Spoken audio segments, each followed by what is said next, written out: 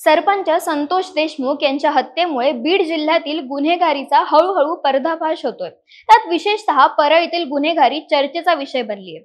कायदा व सुव्यवस्थेचा प्रश्न उपस्थित करून जिल्ह्यातील सर्वपक्षीय राजकीय मंडळींनी याचा बिमोड करण्याची मागणी केली आहे। भाजप आमदार सुरेश धस हे या बाबतीत सुरुवातीपासूनच आक्रमक झालेले पाहायला मिळतात। वारंवार आका आणि आकाचा आका अशा शब्दांचा उल्लेख करत एक एक प्रकरण चव्हाट्यावर आणत गंभीर आरोप करत आहेत।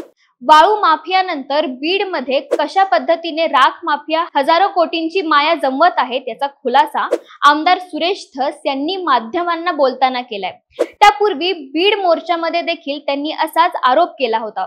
दहशत निर्माण करून परळीच्या औष्णिक ऊर्जा प्रकल्पातून कशा पद्धतीने राखेचं अर्थकारण होतं, यात राजकीय पाठबळासोबत पोलीस आणि महसूल प्रशासन देखील किती जबाबदार आहे। परळी औष्णिक ऊर्जा प्रकल्पाची सुरुवात ते राख माफियांचा हैदोस अशी इत्थंभूत माहिती आज आपण या व्हिडिओच्या माध्यमातून बघणार आहोत। पण त्यापूर्वी तुम्ही आमच्या चॅनलला सबस्क्राइब केलं नसेल तर चॅनल अगोदर सबस्क्राइब करायला विसरू नका। तुम्ही गँग्स ऑफ वासेपूर हा चित्रपट पाहिला असेल, ज्यात एक डायलॉग आहे, ये कोयला नहीं काला सोना है। हा डायलॉग गँग्स ऑफ वासेपूर मधल्या धनबाद या शहरासाठी वापरला होता।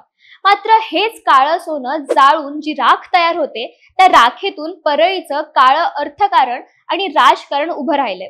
तर सुरुवात करूया परळी औष्णिक ऊर्जा प्रकल्पाच्या स्थापनेपासून। कोळशापासून वीज निर्मिती करण्यासाठी हा प्रकल्प 1971 ला परळीत चालू करण्यात आला होता। आजही इथून जवळपास 1400 मेगावॅट वार्षिक वीज निर्मिती होते।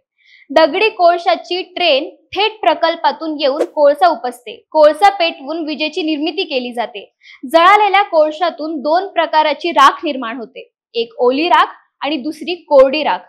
कोळसा जळताना जी राख होते ती पाण्यासोबत पाईपाच्या सहाय्याने बाजूच्या तळ्यात टाकली जाते, तिला ओली राख म्हणतात। दुसरीकडे चिमणीतून धुराद्वारे जी राख तयार होते तिला कोरडी राख म्हणतात।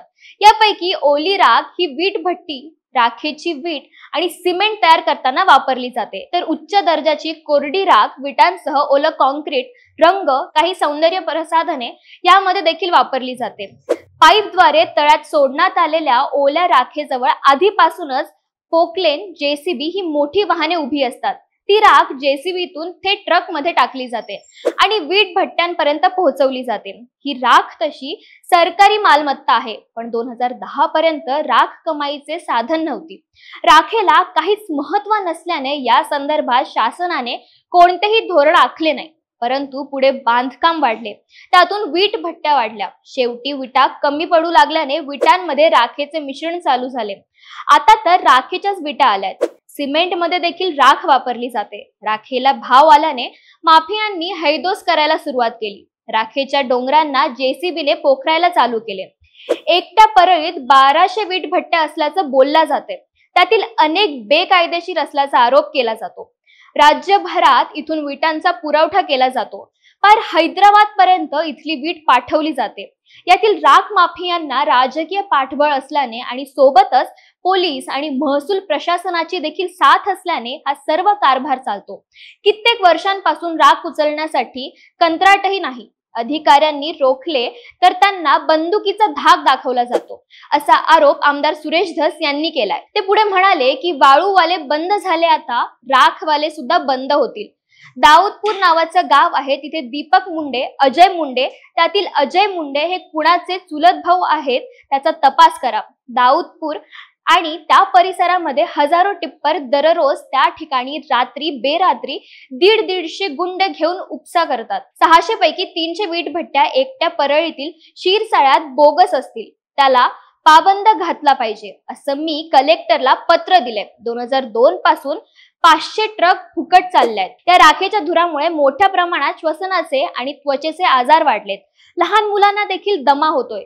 राज्याचे पर्यावरण खाते आता आमच्या जिल्ह्यात आलेले। पर्यावरण खात्याने थोडी वक्र नसली तरी सरळ तरी दृष्टी इकडे ठेवावी असं म्हणत मंत्री पंकजा मुंडे यांनाही त्यांनी टोला लगावला। आता पाहूयात हलक्या राखेचे वजनदार अर्थकारण नेमके कसे आहे। परळी औष्णिक ऊर्जा प्रकल्पातून दिवसाला 600 ते 700 ट्रक राख उचलली जाते। एक ट्रक राखेला 18 ते 20 हजार रुपयांचा भाव असतो। दिवसाला तब्बल 1 ते 1.25 कोटीची राख विक्री केली जाते। महिन्याला हाच आकडा 36 कोटीच्या घरात जातो. म्हणजे वार्षिक उलाढाल ही जवळपास 1000 कोटीच्या जवळपास जाते. बंदुकीचा धाक दाखवून दहशत निर्माण करत राख उचलली जाते. त्यातून प्रचंड काळा पैसा उत्पन्न होतो आणि त्यावरच सत्ता टिकवली जाते. हे चक्र सातत्याने चालू असल्याचा आरोप होत आहेत. त्यामुळे राखेतून गुन्हेगारी वाढीस लागलीये आणि याची पाळंमुळं ही राजकीय आशीर्वादामुळे खोलवर रुजलेली आहेत, ज्यातून पुढे पिस्तूल कल्चर उभा राहिल्याचा आरोप देखील आमदार धस हे करतायत.